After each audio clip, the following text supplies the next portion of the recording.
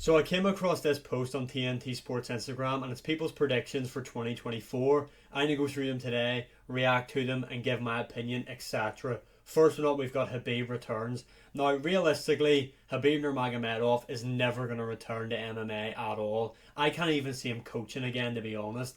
This guy made a promise to his mother that when his father passed, that fight with Justin Gaethje would be his last one, and you've even heard Dana White say they've thrown so much money at the guy, he just will not return. And now that Islam is champion, and Khabib had never had any will or want to move up to 170 beforehand, why would he come back now, especially when Islam's got the belt? Who would he fight? He's not going to fight Islam. To me, there's a 0% chance this happens. Yeah, 0% chance on this one. Next up, we have got Charles Oliveira to knock out Islam in a rematch. Now, this isn't going to happen either, let's be honest. Their first matchup, I did think Oliveira was going to win it, to be honest, but Islam Makhachev just showed him the levels pretty much. We all seen how that went. Islam knocked him down, similar to what happens to Charles in every fight. He gets dropped, but this time Islam Makhachev, unlike Oliveira's other opponents, he's not afraid to go to the mat with him. He went to the mat with Oliveira and subbed him, and to be honest, I do believe Oliveira deserves a title shot, deserves his rematch over Gaethje getting his shot, but by the looks of things, we're going to get Charles versus Arman and Justin Gaethje versus Islam Makhachev for the belt. But hopefully by the end of the year, Oliveira does get a shot at Islam again. Just in my opinion, I don't see Oliveira winning this. Now, could he win? Absolutely. Oliveira is extremely dangerous anywhere the fight goes. But in my opinion, Islam Makhachev is just too good. I believe he is the greatest UFC lightweight of all time. Will become the greatest UFC lightweight of all time. Currently, Khabib has that title. But yeah, I just see Islam beating him again, to be honest. No, Oliveira is not winning this rematch, and he's definitely not knocking out Islam Makhachev. In terms of percentage chance for this one, we'll give it like 10.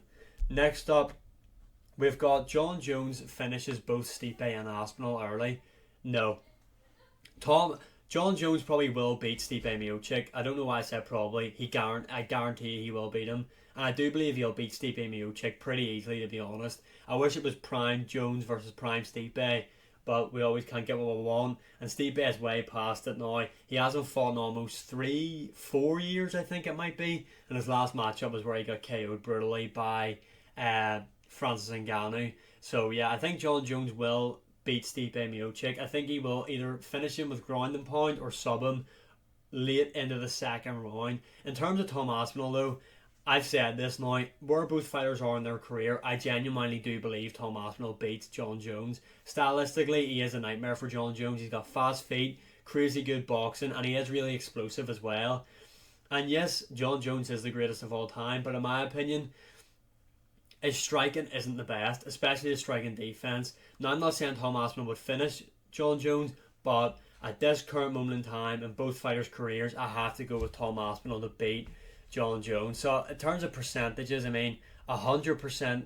Nah, it's a bit hectic. 90% for him beating Stipe.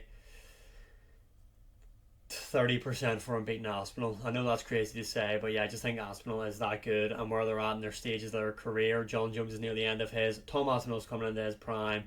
I favour Tom Aspinall in that matchup. Cody Garbrandt gets a title shot. 0% chance that happens. And I'm not going to waste much time on this. I mean, he's not going to ever be in the top 5 again, let alone challenge for the belt. If they match him up against Davison Figueiredo next, which is who he called out, Figueiredo finishes him in the first round. Big fall from grace for Cody Garbrandt. He really was like the top guy. I mean, what he'd done to Dominic Cruz was insane, but yeah, he's finished. His chin is gone, and he's never getting a title shot. So moving on from that one, Brock Lesnar returns. I mean, USADA is now gone, so who knows what's going to happen. But yeah, I just think Brock Lesnar's past it now. I don't know what age he is. And I mean, Jon Jones is probably going to retire after the Stipe matchup, and I can't imagine Brock Lesnar's dying to get in there with a Sergey Pavlovich or a Tom Aspinall. So I mean, the only reason I can see this happening is if he fought Jon Jones, but that would be after Stipe. Surely everybody would kick up then because Tom Aspinall deserves a shot. For me, I think there's a 1% chance that Brock Lesnar returns. To be honest, I don't even want to. That's a lie. I'd watch it if he was back, obviously, but I'm not really fussed if he came back or not. Topuria knocks out Volk. I mean, Topuria This is his best chance to beat Volk, in my opinion, coming off that Islam Makhachev KO, and we've seen him pretty vulnerable in the press conference afterwards.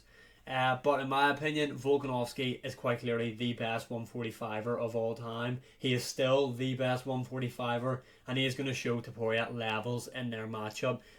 However, I'm really looking forward to this matchup. I do think the first 2.5 rounds will be fairly close because Topuria is really dangerous. Great jab, he's a great boxer, and he is also a great grappler.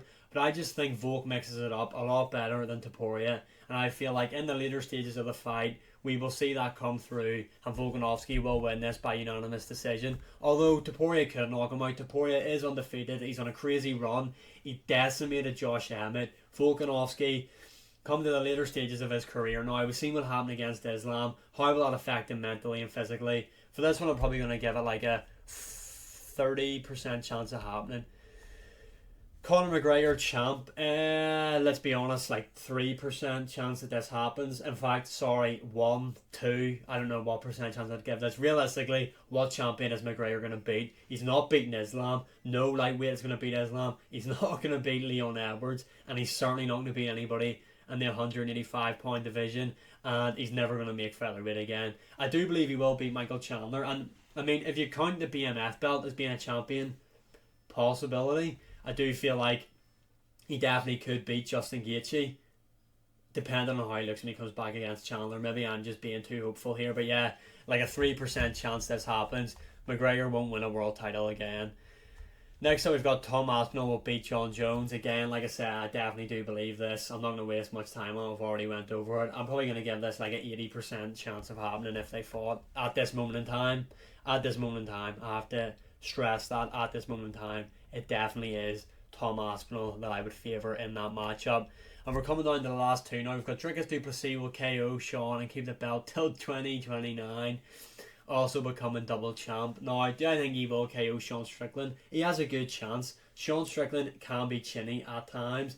I mean, and one thing about Sean Strickland is, and we've seen it against Adesanya, if you're not pushing the pace towards him, he's just going to pick you apart, really. He's going to have a field day. But Dricus du Plessis, he only knows to go forward, and that's going to happen in this matchup. He does have a very weird fight style. I mean, he dropped Robert Whittaker with a jab. Again, Whittaker is very chinny. I don't know if he... Yeah, I feel like he will finish Sean Strickland. That's who I'm picking to win that matchup anyway, Dricus du Plessis. Although I don't believe he'll hold the belt to 2029, and I definitely don't believe he'll become double champ.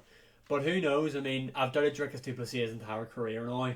And I mean, I have to back him against Strickland. This guy's just an anomaly. It's weird what he's doing. He's got a really weird fight style, but it's working for him. So yeah, I do believe he will beat Sean Strickland, probably by KO, or he'll finish him. I don't know if he'll knock him out cold, like maybe a TKO. Don't see him holding the belt to 2029, and I definitely don't see him becoming double champ.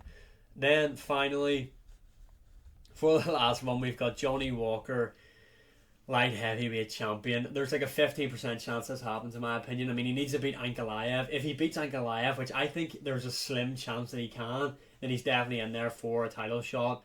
And who knows? I mean, both him and Pereira, that'll be a fun matchup because both guys are pretty chinny. I do think Pereira would knock him out in the first round, but I mean, Johnny Walker could catch him. We've seen Jamal Hills flatline him. So I just don't see this ever happening, to be honest. But again, 15% chance happening in my opinion. I mean, Johnny Walker, is he the dark horse of the light heavyweight division? I don't believe so. I think Krylov is, but that's just my opinion. But anyway, those are TNT Sports fan predictions for 2024. Comment your opinion below on them. Comment below your predictions also. And as always, like, share, subscribe, comment, all that good stuff. Social medias are linked at the top of the screen above. And I will see you again in the next one.